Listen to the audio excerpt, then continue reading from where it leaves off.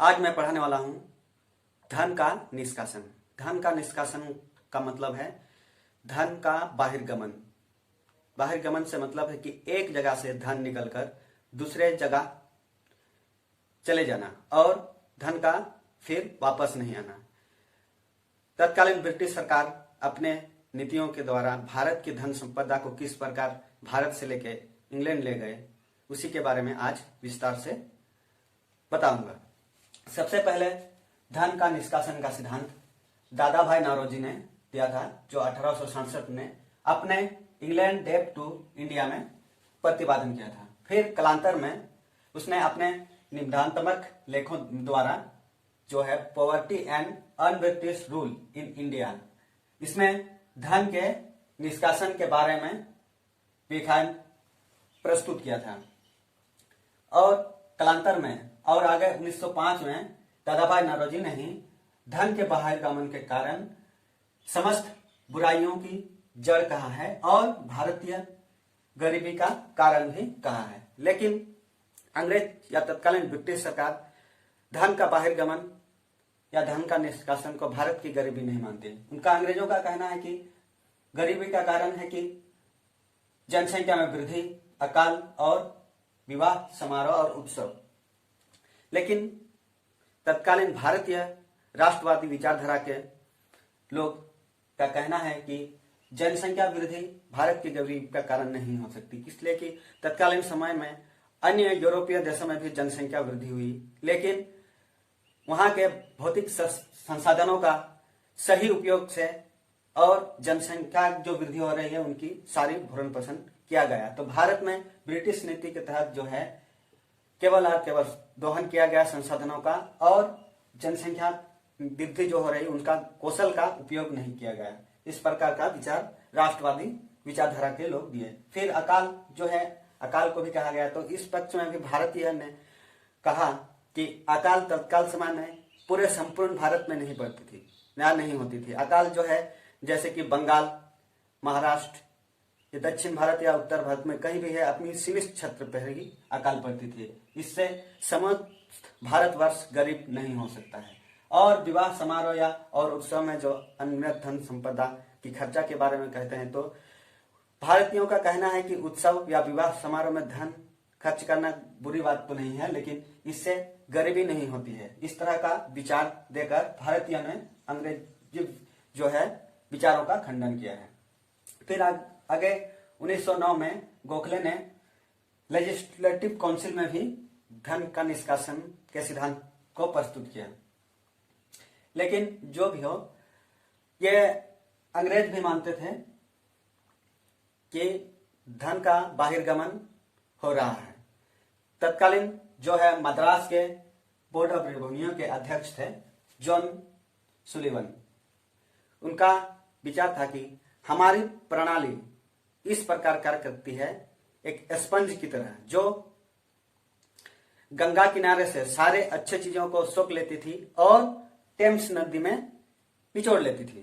कहने का तात्पर्य है कि तत्कालीन समय में बंगाल का बंदरगाह, जहां जहाजों से अच्छे संसाधन, अच्छे धन संपदा जो है जहाजों द्वारा इंग्लैंड के जो टेम्स नदी है, उनके टेम्स नदी के बंदरगाह में सारे धन संपदा को उतार लिया जाता था। जॉन सुलिवन का यही कहना था। इस प्रकार देखते हैं कि भारतीय धन संपदा की किस तरह से यहां से इंग्लैंड को चली जाती है, उसकी शुरुआत कहां से होती है उसको भी देख लेते हैं। पहले 1757 में हम जानते हैं कि 1757 में प्लासी युद्ध में अंग्रेजों की विजय हुई थी। इसके बाद विजय के बाद वहां से लूटी धन संपदा और तत्कालीन जो नवाब है उनसे जो क्षतिपूर्ति के रूप में लिया धन, उस धन को यानी कि लूट के धन का उन्होंने पुनर्निवेश किया, क्योंकि वो ब्रिटिश ईस्ट इंडिया जो है वो व्यापार के लिए आई थी। तो व्यापार में अपना निवेश किया, पुनर्निवेश किया और उससे जो मुनाफा हुआ वो शेयर धारक जो सदस्य होते थे उसने आपस में विभाजित कर दिया और ये जो मुनाफा है वो भारत में खर्च नहीं हुए, वो सारे, क्योंकि वो इंग्लैंड के थे, इंग्लैंड को चले गए। फिर दूसरा है कि 1765 में भी देखते हैं बक्सर के युद्ध के बाद बंगाल, बिहार और उड़ीसा की दीवानी यानी कि कर संग्रह का अधिकार मिला। तो वो जो पैसा मिलता था कर के रूप में, तो तत्कालीन ब्रिटिश अधिकारी ने उस पैसों से माल जो है यहाँ की खनिज संपदा उसका निर्यात किया और उसके एवज में जो फिर धन जो मिलता है वो डायरेक्ट बंगाल से इंग्लैंड को चले जाता है। इस तरह धन का निष्कासन होते जाता है। 1765 से लेकर 1770 तक केवल 5 वर्ष में 40 लाख पाउंड इंग्लैंड को चले गए थे और यह तत्काल पूरे बंगाल का जो है राजस्व उसका 33% था। इस प्रकार देखते हैं कि किस तरह से धन का बहिर्गमन हो रहा है। फिर देखते हैं 1857 में जो सैनिक विद्रोह हुआ था उसमें जो विद्रोह को दमन करने के लिए जो व्यय हुआ था उसमें लिए गए कर्ज का ब्याज जो है भारतीय कोष पर ही डाला गया। कहने का तात्पर्य यह है कि शुरुआत से लेके केवल और केवल मुनाफा कमाना और धन संपदा को इंग्लैंड भेज देना, क्योंकि इंग्लैंड के ही अधिकारी होते थे। जितना भी ईस्ट इंडिया कंपनी के खरीद डायरेक्टर या गवर्नर जनरल यहाँ से धन संपदा कमाकर यहाँ पर खर्च नहीं करके अपने देश इंग्लैंड को भेज देते थे। अब विस्तार से देखते हैं कि किस किस मद में मतलब क्या क्या कारण से या किस किस प्रकार से धन का बहिर्गमन हुआ।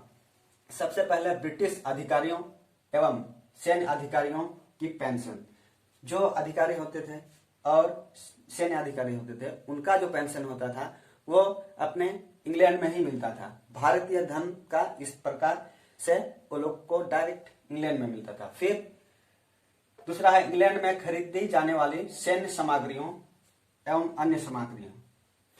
यहाँ का धन से जो तत्कालीन सैन्य शक्ति को बढ़ाया गया था, सैन्य शक्ति थे, तो संसाधन और यहाँ के पैसे द्वारा ही सैन्य सामग्री और अन्य सामग्री इंग्लैंड से खरीदा जाता था। इस प्रकार से भी भारतीय धन इंग्लैंड को चला जाता था।